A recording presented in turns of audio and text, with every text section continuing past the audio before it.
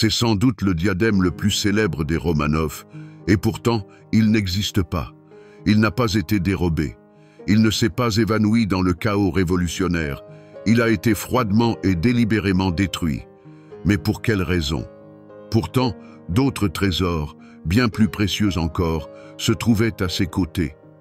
Tout réside dans son sombre secret, dans l'empreinte funeste qu'il portait dès sa naissance. Il fut commandé par une jalousie dévorante, et c'est cette même jalousie qui, un siècle entier plus tard, scella son arrêt de mort. Je vous révélerai pourquoi ce chef-d'œuvre fut en réalité démantelé, pierre par pierre, et ce qu'il est advenu de ces légendaires diamants. Croyez-moi, la vérité, tenue secrète dans les archives pendant près de 100 ans, va vous bouleverser. Regardez jusqu'au bout. Plongez votre regard dans ce célèbre portrait de la dernière impératrice de Russie. Alexandra Fyodorovna, le regard empreint de tristesse et l'air lointain, nous observe depuis les profondeurs du temps. Mais ce n'est pas seulement elle qui captive notre attention. Couronnant sa tête, tel un figement d'aurore boréale, un diadème scintille. Des rayons de diamants, acérés comme des aiguilles, s'échappent du centre, créant une auréole de beauté quasi céleste et impérieuse. Il s'agit du diadème radiant, l'un des symboles les plus reconnaissables de la splendeur et de la tragédie de la maison Romanov. Son image est familière à des millions de personnes. Elle est devenue synonyme de grandeur impériale. À première vue, c'est une histoire de trésor classique, créée pour les rois, portée par les reines, et qui aujourd'hui, bien sûr, devrait reposer derrière une vitrine blindée dans un trésor, à l'instar de sa légendaire grande sœur, le diadème nuptial au diamant rose. Mais c'est là que réside le paradoxe principal. Si vous vous rendez au fonds diamant de Moscou, vous n'y trouverez pas le diadème radiant. Il n'est présent dans aucune collection royale du monde. Il n'apparaîtra pas lors d'une vente aux enchères chez Christie's. Ce bijou est un fantôme, une légende qui n'a survécu que sur des photographies en noir et blanc et en quelques lignes d'inventaire d'archives. Mais et si, derrière l'éclat froid de ces diamants, se cachait une histoire bien plus dramatique que nous ne l'imaginons? Une histoire où s'entremêlent l'admiration et la jalousie, le caprice d'une princesse et la tragédie de tout un empire. Comment un chef-d'œuvre, au fait de sa gloire entre les mains de la dernière impératrice de Russie, a-t-il pu disparaître sans laisser de traces, alors que d'autres trésors, non moins précieux, ont survécu? Pourquoi le destin s'est-il montré si clément envers un bijou et si impitoyable envers un autre? Pour comprendre la genèse du diadème radiant, nous devons nous transporter au tout début du XIXe siècle. L'Europe vivait sous le signe d'une seule personnalité, Napoléon Bonaparte. Ses ambitions bouleversaient non seulement les cartes, mais aussi les goûts. Au rococo enjoué succéda le style Empire, strict, monumental et majestueux, puisant son inspiration dans les images de la Rome antique.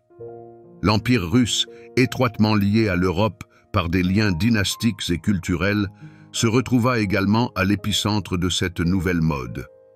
L'empereur Paul Ier, désireux de souligner la grandeur de sa dynastie, commande au joaillier de la cour, Duval, un trésor pour son épouse, Maria Féodorovna.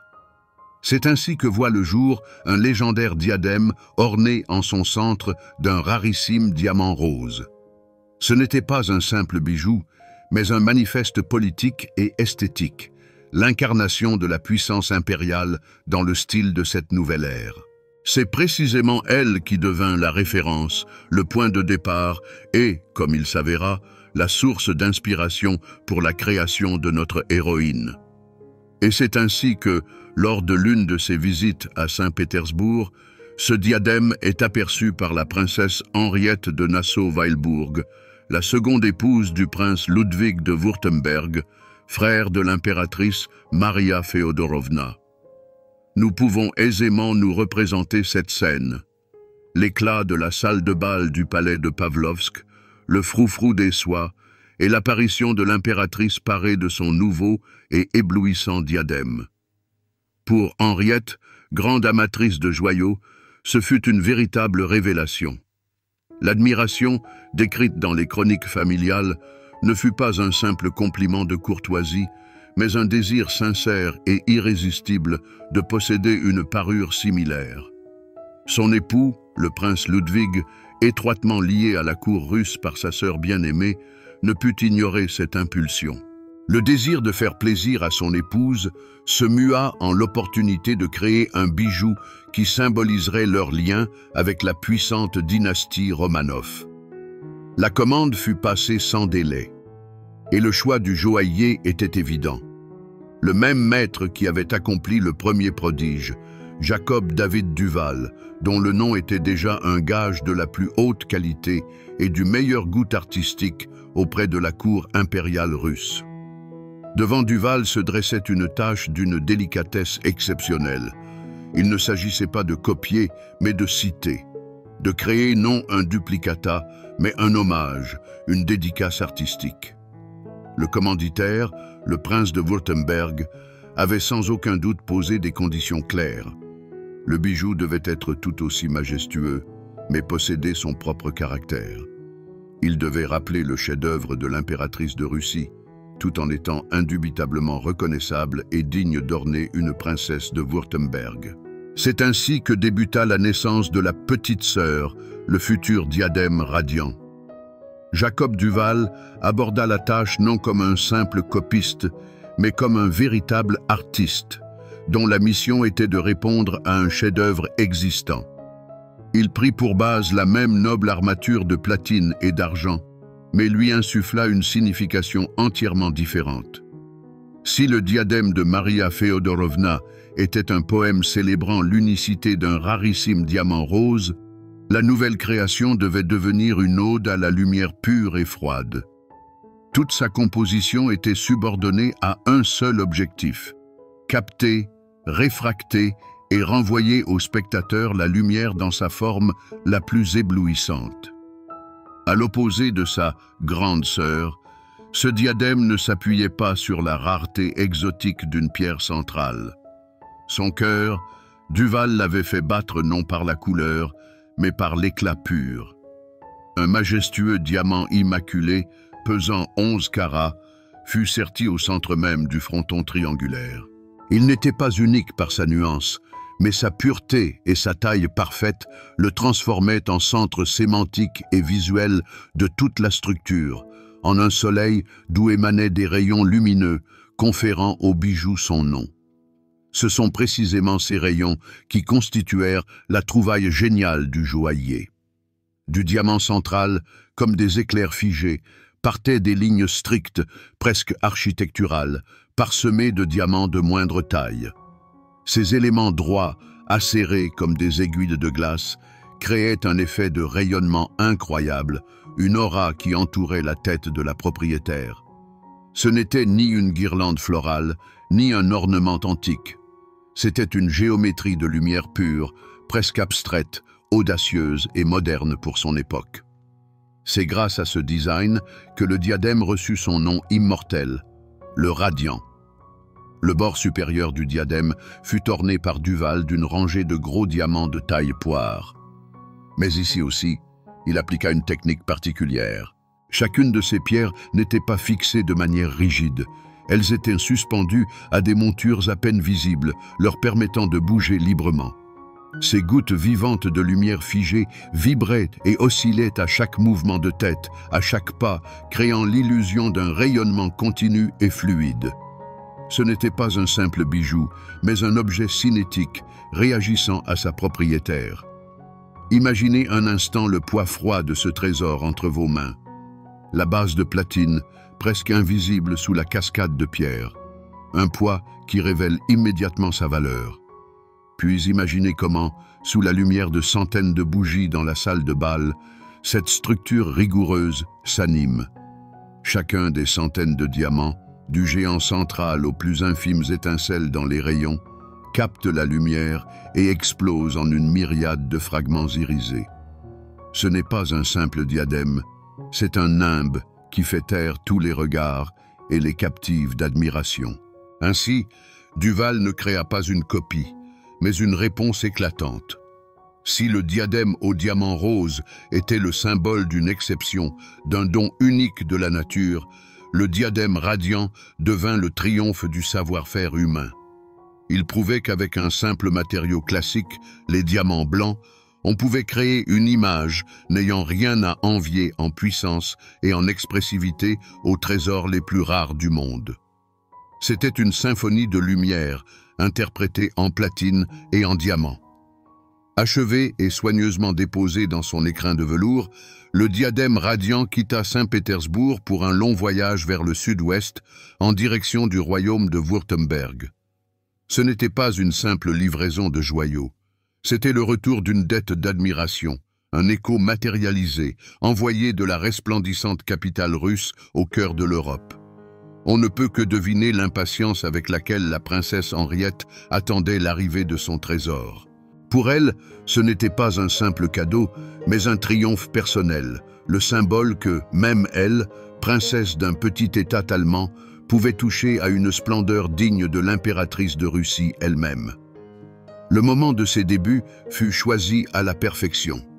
L'un des bals les plus somptueux de la cour de Stuttgart. Ce soir-là, dans son boudoir, se préparant pour son entrée, Henriette enfila pour la première fois le diadème. Nous pouvons imaginer comment elle ressentit son poids froid et rassurant. Et, en se regardant dans le miroir, elle ne vit pas qu'un simple reflet. Elle vit une femme couronnée d'un halo de lumière pure. Le diadème radiant ne complétait pas son allure. Il la créait, transformant la princesse en une sorte de déesse antique descendue de l'Olympe. C'était l'accord final qui métamorphosait une élégante tenue en une apparition. Lorsque les portes de la salle de bal s'ouvrirent et que la princesse Henriette fit son entrée, un soupir à peine perceptible parcourut l'assemblée. Les centaines de bougies, se reflétant dans les facettes de centaines de diamants, créèrent un effet que personne n'avait anticipé. Ce n'était pas un simple éclat, mais un mouvement de lumière vivant, palpitant. Les pampilles en forme de briolette, se balançant, captaient et diffusaient les reflets, entourant la tête de la princesse d'un nimbe mobile et scintillant. Tous les regards étaient rivés sur elle, sur cette incroyable couronne qui semblait non pas l'œuvre de mains humaines, mais un fragment figé d'aurore boréale. Au même instant, des murmures se répandirent dans la salle, mêlant l'admiration, l'envie et une pointe d'analyse politique. C'est de Duval, le même qui travaille pour les Romanov. On dit qu'il est presque identique à celui de l'impératrice Maria Féodorovna. Quelle audace et quelle magnificence! Le diadème cessa instantanément d'être un simple bijou. Il devint un sujet de conversation, un symbole de statut et une allusion sans équivoque aux liens étroits de la cour de Wurtemberg avec la puissante empire russe. C'était une diplomatie silencieuse, mais éblouissante. Ce soir-là, le diadème radiant réussit avec brio sa première et principale épreuve. D'une commande privée, il se transforma en légende publique. Il prouva qu'il n'était pas une pâle copie, mais un chef-d'œuvre à part entière, capable de conquérir les cœurs et de susciter les discussions dans les cours européennes. Son histoire commençait. Dans l'éclat des bougies et des regards admiratifs, un simple bijou acquit une destinée et un nom qui, désormais, se transmettrait de bouche à oreille dans les salons aristocratiques de toute l'Europe. Pendant des décennies, la tiara radiante fut la fierté de la cour de Wurtemberg, transmise de génération en génération telle une relique chérissant le souvenir de l'éclat de la cour impériale russe. Elle étincela lors des bals de Stuttgart, orna le front de plusieurs générations de princesses, avant que son odyssée ne prenne un nouveau tournant, un virage décisif. Au début du XXe siècle, le joyau échut entre les mains de la grande-duchesse Vera Konstantinovna, nièce de l'empereur Alexandre II, qui, par un caprice du destin, devint reine de Wurtemberg. Veuve et confrontée à des difficultés financières, elle dut prendre la lourde décision de se séparer d'une partie de sa collection. Puis, en 1908, l'histoire opéra une élégante pirouette, et la tiara regagna sa patrie spirituelle. Le dernier empereur de Russie, Nicolas II, en devint l'acquéreur. Ainsi commença l'âge d'or véritable de la tiara radiante, indissociablement liée à sa dernière et plus illustre propriétaire, l'impératrice Alexandra Féodorovna. Et c'est là que réside un paradoxe étonnant. Alexandra Féodorovna, femme d'une profonde piété, timide et fuyant le tumulte de la vie mondaine, devint la maîtresse de l'un des joyaux les plus éclatants et les plus exposés de son époque.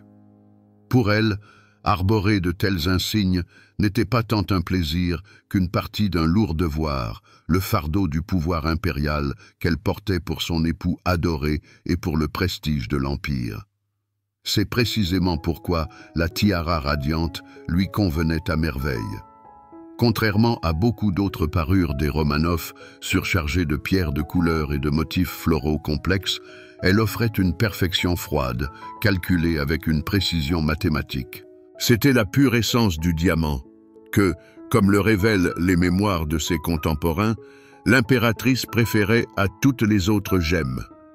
Des témoignages subsistent, affirmant que Nicolas II préférait justement la voir parée de diamants. Ainsi, pour Alexandra Féodorovna, cette tiara n'était pas qu'un joyau d'apparat, mais un objet d'affection personnelle, un dialogue silencieux avec son époux bien-aimé. Elle la portait lors des cérémonies d'État les plus emblématiques, les ouvertures de la Douma d'État, les réceptions officielles au palais d'hiver, les portraits d'apparat. C'est à ces instants que la tiara devenait son armure, son masque. Ses rayons acérés et perçants créaient autour de sa tête un halo impénétrable de grandeur qui parlait plus fort que tous les mots. Lorsque l'impératrice, habituellement timide et nerveuse, apparaissait en public coiffée de ce diadème, elle se métamorphosait. Sa timidité personnelle cédait la place à un symbole de pouvoir impersonnel et éblouissant. La tiara devint son ancrage visuel, son visage officiel. Cette union entre l'impératrice et la tiara fut immortalisée par une multitude de photographies. Ce sont précisément ces clichés, diffusés à travers le monde, qui gravèrent à jamais dans l'histoire l'image d'Alexandra Féodorovna parée de la tiara radiante. Elle devint sa carte de visite, une composante indissociable de son iconographie. En contemplant ces images, nous ne voyons pas simplement une femme parée d'un beau bijou. Nous apercevons une figure tragique au sommet du pouvoir, couronnée d'un éclat figé de lumière glaciale, tel un présage de la tempête à venir. Entre les mains d'Alexandra Féodorovna, la tiara radiante atteignit l'apogée de sa gloire. Elle cessa d'être simplement la sœur cadette d'une autre parure, plus ancienne.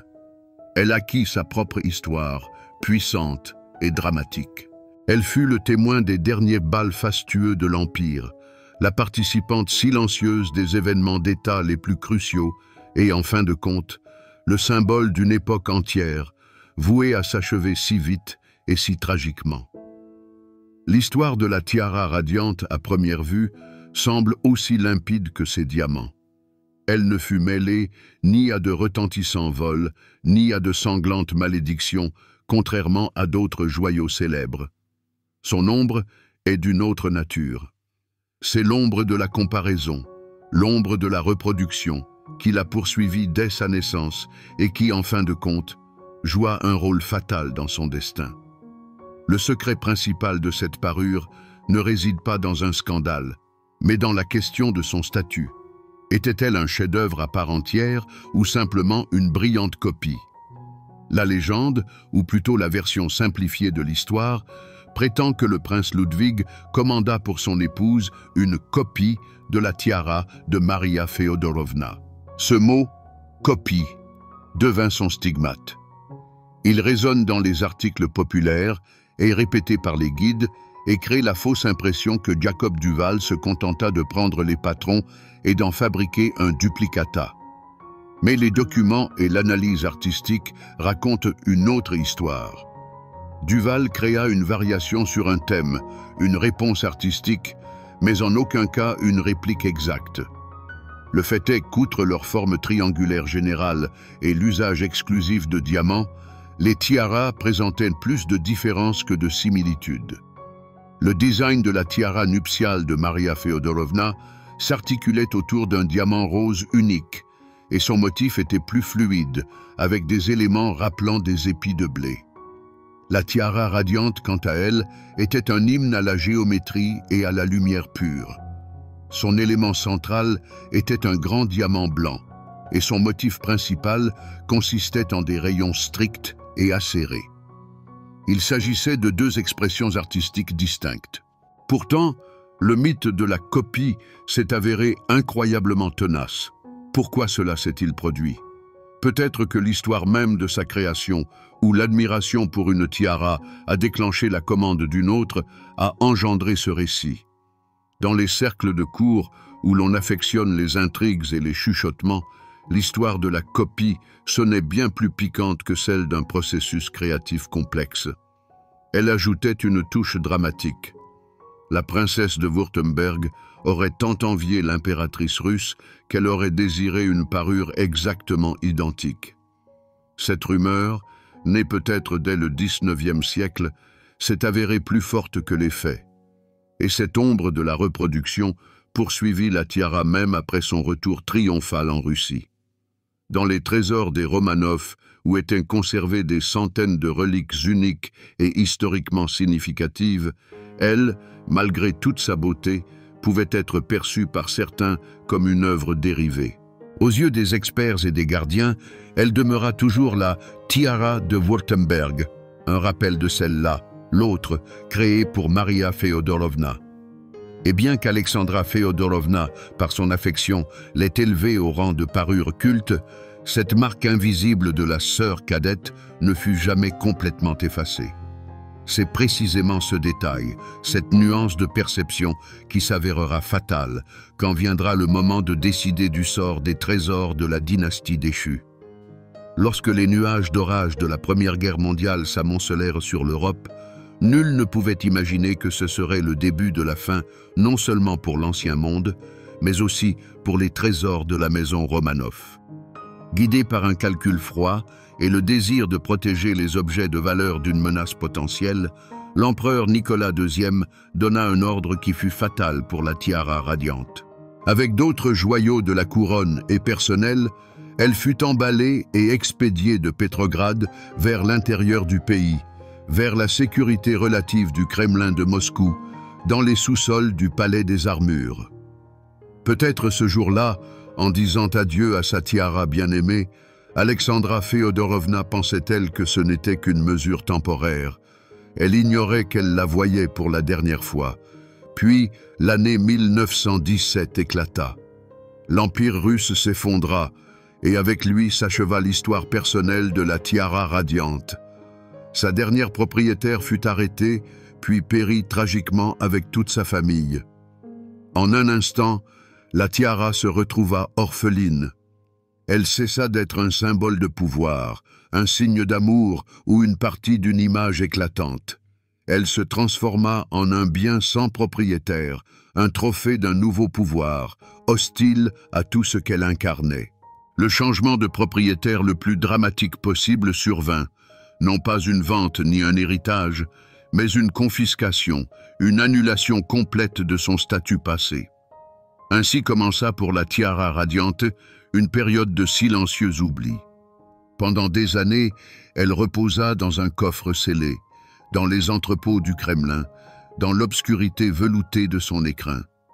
Ses diamants ne captaient plus la lumière des bougies lors des bals du palais d'hiver. Autour d'elle ne régnait plus le froufrou des soieries et les airs de mazurka, mais un silence assourdissant et le froid des voûtes de pierre. Son histoire, semblait-il, était mise en pause. D'actrice vivante des événements, elle s'était transformée en un objet anonyme dans un entrepôt, attendant son sort, dont seuls quelques gardiens et fonctionnaires se souvenaient. Et voici qu'au début des années 20, la jeune République soviétique, désespérément à la recherche de devises pour son industrialisation, se souvint des trésors des Romanov. Les coffres furent ouverts, Mais ce ne fut pas un retour triomphal sur scène. Au lieu des regards admiratifs des courtisans, la tiara fut confrontée aux regards froids et évaluateurs des fonctionnaires du parti et des experts du Gostorg. Sous la lumière crue des lampes électriques, elle fut posée sur une table grossière à côté de centaines d'autres joyaux. La grande inventarisation commença, un processus froid et pragmatique qui devait déterminer son destin ultérieur. L'ère de l'éclat s'acheva. Le jugement commençait. Et c'est ainsi qu'en 1922, pour la tiara radiante, advint un moment que l'on pourrait qualifier de sa seconde naissance, de son tragique retour sur scène. Mais cette scène n'était ni une salle de bal scintillante, ni une vitrine de musée. C'était la table austère et officielle de la commission du Gokran, sous la direction de l'académicien Alexandre Fersman. Au lieu des courtisans admiratifs, des experts gémologues et des fonctionnaires du parti. Au lieu du scintillement de centaines de bougies, la lumière crue et impitoyable d'une lampe électrique, disséquant chaque facette, chaque élément de sa construction. À ce moment précis eut lieu une nouvelle et dernière lecture du chef-d'œuvre de Duval. Les experts, sans aucun doute, en percevaient la valeur artistique. Ils évaluèrent la pureté et le poids du diamant central à 11 carats, admirèrent la simplicité géniale de son design rayonnant et notèrent le travail ingénieux des pendentifs mobiles. Dans le catalogue des trésors du fonds diamantaire, élaboré par Fersman, la tiara fut décrite en détail sous le numéro 38. Ce fut sa dernière apparition officielle, son portrait final, écrit dans le langage sec d'un inventaire. Elle fut de nouveau au centre de l'attention, mais cette attention s'apparentait à l'examen d'un chirurgien avant une opération mortelle. C'est là, sur cette table, que se produisit sa fatale confrontation avec sa sœur aînée.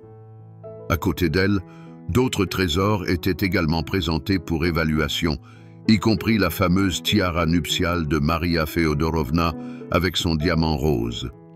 Et la commission fut confrontée à un choix. Sa tâche n'était pas seulement d'évaluer, mais aussi de séparer ce qu'il fallait conserver pour l'histoire comme un artefact intouchable et ce qu'il fallait vendre au marteau comme matière première pour obtenir des devises. La tiara nuptiale, en tant que source première, en tant que détentrice d'un diamant de couleur unique, fut reconnue comme une valeur historique inconditionnelle. Elle fut sauvée. Pour la tiara radiante, cette comparaison fut une sentence de mort. Aux yeux de la commission pragmatique, une logique impitoyable opéra. Premièrement, elle était affligée du stigmate de copie stylistique ou, pour s'exprimer plus doucement, de parure secondaire. Deuxièmement, et c'est le principal, elle était composée uniquement de diamants blancs, même s'ils étaient très gros et purs. Elle ne possédait pas cet élément unique qui aurait surpassé sa valeur matérielle. Sa beauté et sa perfection devinrent sa malédiction. Les grosses pierres étaient faciles à extraire et à vendre séparément, et la base en platine à refondre. Ainsi fut atteint le zénith de sa valeur, mais ce fut un apogée pervers, tragique. Sa valeur fut évaluée non pas pour une police d'assurance, mais pour une liste de prix de liquidation. Chaque carat, chaque rayon de lumière figé dans ses diamants ne contribuait pas à sa gloire, mais à son prix sur le marché mondial du diamant. Sa valeur historique et artistique, intangible et incomprise par le nouveau pouvoir, perdit la bataille face à une somme concrète en dollars. Son retour triomphal sur le devant de la scène se mua en arrêt de mort. Et nous voici arrivés à la question essentielle qui, sans nul doute, vous taraude toutes et tous. Où se trouve la tiara radieuse aujourd'hui? Dans quel musée ou collection privée peut-on admirer son éclat éblouissant? La réponse sera brève et cruelle. Nulle part. La tiara radieuse n'existe plus. Son destin, contrairement à celui de la tiare de mariage au diamant rose qui fut épargnée, fut scellé définitivement et irrévocablement dans ces mêmes sous-sols du Kremlin. La décision de la commission du Gokran fut exécutée avec une froide efficacité. La tiare, qui avait traversé les époques, émerveillée princesse et impératrice, fut barbarement démantelée.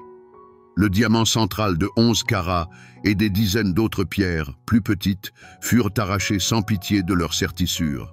Dépouillées de leur nom, de leur histoire et de leur contexte, elles furent transformées en lots anonymes destinés à être vendus sur les bourses de diamants occidentales.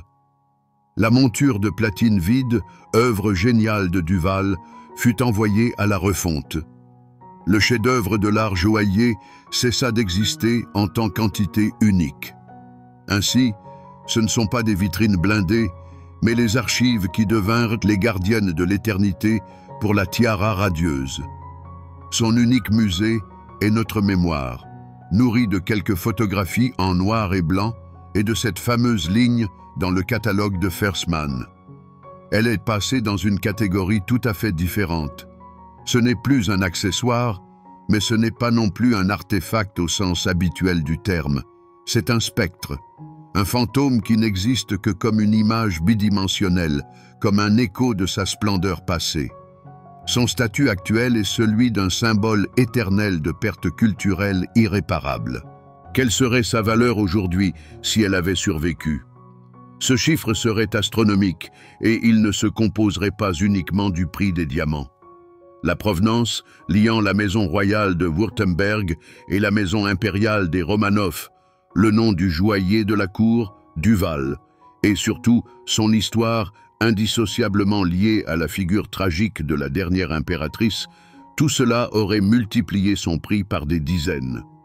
Les estimateurs des années 1920 ne voyaient que la valeur cumulée des pierres. Ils ne comprenaient pas que l'histoire, l'aura et le drame valaient bien plus cher qu'un froid calcul. En vendant les diamants, ils obtinrent un bénéfice immédiat, mais privèrent à jamais la culture mondiale d'un chef-d'œuvre unique. Au début de notre enquête, nous avons posé une question simple. Comment se fait-il que la tiara radieuse, icône du style impérial, ait disparu sans laisser de traces, alors que d'autres trésors, non moins précieux, ont survécu? Maintenant, après avoir retracé tout son parcours, de sa conception à sa fin tragique, nous pouvons donner une réponse exhaustive. Sa disparition ne fut pas un hasard. Ce fut un concours de circonstances tragiques où sa propre perfection devint son ennemi. L'injuste étiquette de copie, l'absence fatale d'une pierre de couleur unique et la cruauté pragmatique du nouveau pouvoir s'entremêlèrent en un nœud qui resserra l'étau autour de son destin. Mais l'histoire de la tiara radieuse est bien plus qu'une simple enquête policière sur un trésor disparu. Si l'on plonge le regard dans son froid éclat, on y verra le reflet de toute une palette de sentiments humains. Nous y voyons l'admiration et une pointe d'envie de la princesse Henriette qui la poussèrent à commander le bijou. Nous y voyons l'amour discret et le sens du devoir de l'impératrice Alexandra, pour qui cette tiare fut une armure scintillante. Nous y voyons le génie et l'ambition du joaillier Duval, qui ne créa pas une copie, mais une réponse éclatante à lui-même. Et enfin, nous y voyons le froid calcul et l'aveuglement idéologique de ceux qui préférèrent le tintement des devises à la préservation de l'histoire. Et c'est là la principale leçon que nous enseigne ce trésor disparu. Les grands bijoux ne sont jamais de simples assemblages de pierres précieuses et de métaux. Ils sont des chroniqueurs silencieux. Ils absorbent les émotions de leurs propriétaires, deviennent les témoins de leur triomphe et de leur tragédie. La tiara radieuse est l'incarnation physique des passions humaines, des ambitions impériales, d'un amour grandiose et d'une immense catastrophe. Elle a vécu une vie courte mais incroyablement brillante, et son histoire s'est avérée bien plus précieuse et durable que les diamants qui la composaient. Aujourd'hui, alors qu'il ne reste plus la moindre trace de la tiare, sa légende resplendit, peut-être même avec plus d'éclat que de son vivant. Son absence, son statut de fantôme, ont rendu son image encore plus captivante et dramatique. Les quelques clichés en noir et blanc sont devenus pour les connaisseurs de véritables reliques sacrées et son histoire, un avertissement sur la fragilité de la beauté face aux tempêtes de l'histoire. Les autorités soviétiques ont pu la démonter pour récupérer les pierres et faire fondre sa monture. Ils ont touché leur dû, mais ils ont, en fin de compte, perdu la partie. Ils ont réussi à détruire l'objet, mais ils n'ont pas pu anéantir son histoire. La tiara radieuse pouvait être démantelée, mais sa légende, une fois racontée, est devenue indélébile. Et c'est en cela que réside son véritable éclat, inaltérable.